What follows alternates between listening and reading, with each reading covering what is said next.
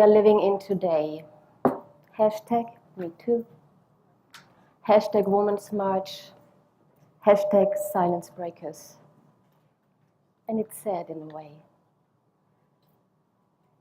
But I deeply think if we fight the dragon, we become the dragon. Because what we fight becomes us. We need to go deeper, layer by layer by layer by layer, and ask ourselves, how can we women leaders walking the sacred in the time that is so light and so dark? But first, let you tell you my story. And I ask you seriously to ask your heart if what I'm going to tell you is true, because it's going to challenge your mind, as it did mine, by the way. When I was 24 years old, in the darkest night of my soul, I really wanted to jump off that planet. My youth was not easy, and my childhood neither. But there, in that darkest night, there it happened. A splash of light exploded in my room, and that light filled every single corner with love. That light spoke, and I immediately knew that was Jesus. God knows how I knew that. He took my soul far, far, far away to a place that I would call my heaven. And I experienced with him, because he showed it to me, that I dreamed this life in heaven like I did with every other life, as a conscious dreamer. He showed me and made me remember 17 years of my future in this lifetime. He showed me things I would do, people I would meet, and I knew I had a destiny. When I came back into this body, into this room, and something happened, it was like you would uncork a bottle, and I exploded and was a bottle of pink champagne for 2 weeks. Bubbling, bubbling, bubbling love. Beautiful love. I would like to have this feeling every day, but after 2 weeks it was done. But it convinced me, because I had many downs. You have to convince me hard to believe something, even if it's Jesus. But this love was cosmic love, and I felt it in my body, in my aura, and everywhere. So beautiful. It took me 17 years to unplug this destiny. Then he came back. He left me alone for 17 years. And he came and said, write down my real stories. You've been there from the beginning to the end. Me not remembering anything. He made me write 3 books. And I promise you, with every page, I would not know what the next page would tell me, because I did not know. But page by page, I remembered, and I remembered. And what I remembered was a little bit different what the usual stories about Jesus and all the woman around it was. First, my Mother Mary was my mentor. She was my spiritual mentor. Jesus and Mary Magdalene were lovers. She was not his whore. There were many women around Jesus. He was a feminist, and he helped us to rise. And he did not die on the cross, because the ones who loved saved him, and the story continued.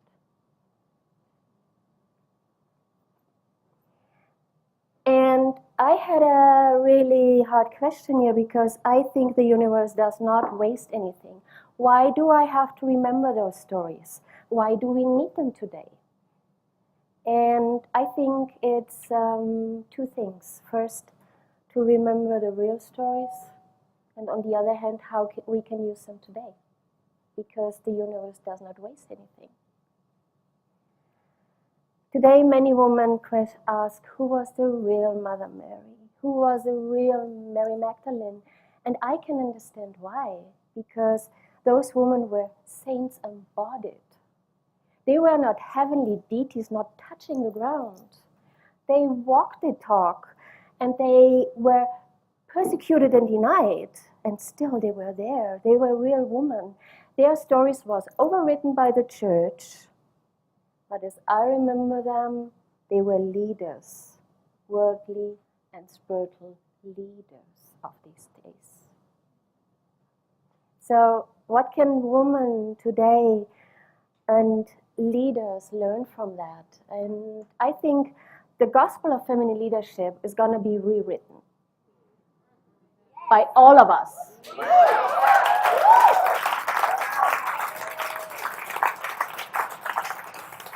I'm just going to start with the ideas that I think that feminine leaders, and you're all leaders, need mostly today. The first thing is this world and the answers of this world, of the duality, is limited. So where do we get the answers and solutions from that we need today? It's very simple.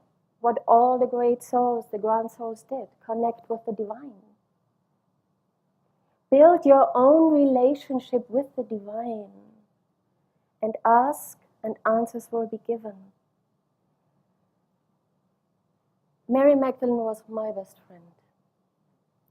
I was on the boat when we had to get out of the country after the crucifixion. And when I looked at her belly, I knew she's pregnant. She didn't tell anybody, but I knew. We had to flee to South France in a little house. And I was there when she gave birth to little Sarah, the daughter of Jesus. In that loneliness and sacredness of that night, we only did one thing. Praying to him who was in the Himalayas. Jesus, listen. Here's your daughter, your flesh and blood. You cannot stay away. Come back. And we meant it. That was our power. It took him weeks to come back. But one day in the morning when we came out, he sat there under the tree. And I watched my friend Mary Magdalene walking towards him, offering him his child the first time. I counted the instants, every one of them. It took him weeks to come back into this body because he was very etherical, to become a human again and eat. And we started to build a new community. But for her, it was not enough. She was struggling inside. She was struggling, and she didn't tell anybody. But one night she left the house and she ran away, and I had the feeling she would run away and never come back. And I followed her. We didn't talk a word because she had her own conversation with her own God. I just let her be.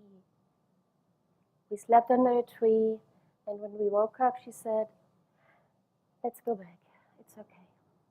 So we walked back, and when she entered that house, she fell on her knees in front of him, and she said, "Marry me." And he said, "Yes." She hunted the Son of God, and she won. That was who she was. A wild, fierce, courageous, brave woman with a heart that would fill the universe. But she had to ask God because she didn't know if she deserves it. But what can we learn from her today as feminine leaders? First, if you don't know, ask the divine.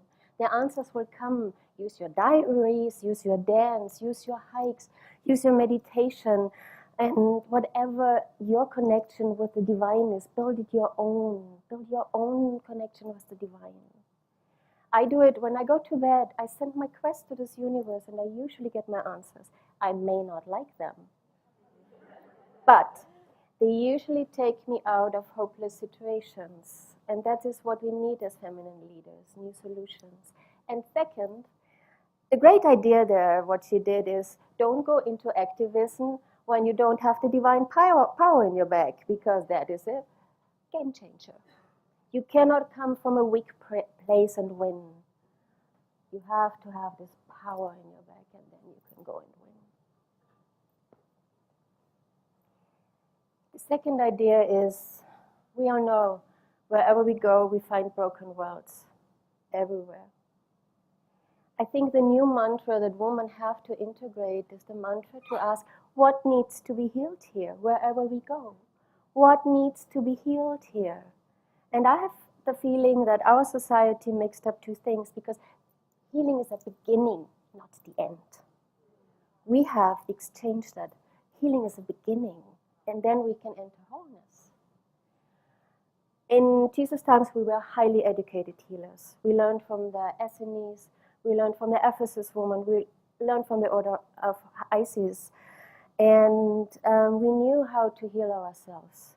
We knew how to heal our people, our community, the wounded ground. And I think it's time to do that again today. As a feminine leader, first heal yourself. You cannot be a leader with a broken system. You cannot lead with a broken heart.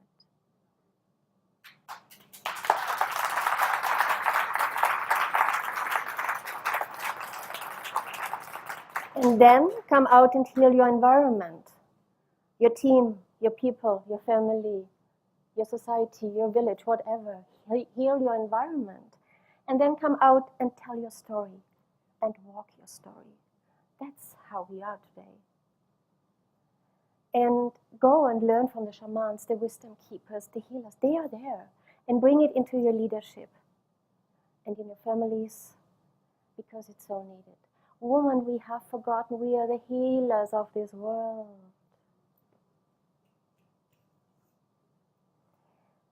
And last not least, how do we fight the dragon?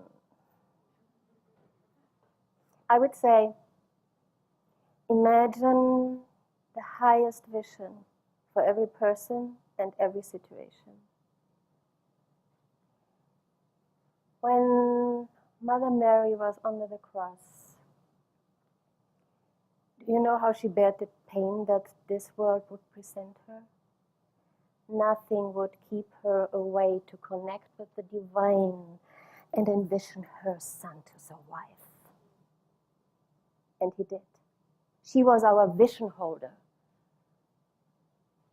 And it was so strong that she succeeded.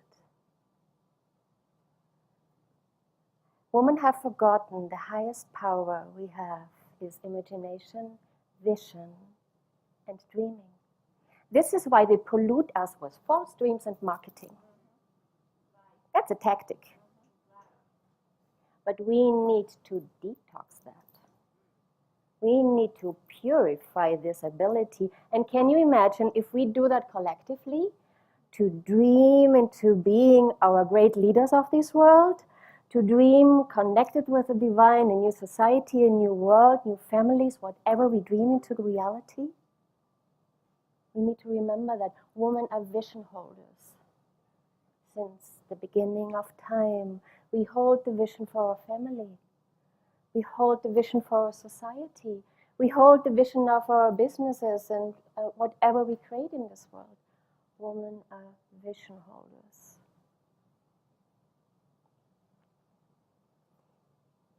And I would like to add a story of mine that was not in the program because I dreamed it last night. When Jesus was on the cross, I was holding him with all my love because I could not imagine what it did to him. His blood was running down his face, and I was just there holding him with all my love. But there came the moment where he said something and I heard it. I was so close, I heard it. He said, God, why did you leave me alone? And my whole world broke apart. Because the only thing that I always could rely on was that God. Because the monsters out there, they were craving for blood. But he opened his eyes and he looked at me and he said, inside there was this conversation. God is not outside anymore, it's in us. It's in here. And this is what I want to give you as feminine leaders. Don't pray to the universe. Pray to that source because it's in here. Love it so hard. Love it so hard because this is where we create from. This source gives us the power to create our dreams, to create everything. But you need to awaken this source of oneness, because when we look into the universe, they know now there was one moment, just one thing that created everything. Call it God, call it whatever you like. But this is there, but it's not outside, it's in here. This is the power we need to be the leaders who we are, because this is the power that will give us the power to really create those dreams we have in us. Hashtag, they will not override our stories anymore. Okay. I'm on my way, sister. I listen to your wisdom as you listen to mine. As the feminine awakens, the healing of this world awakens too.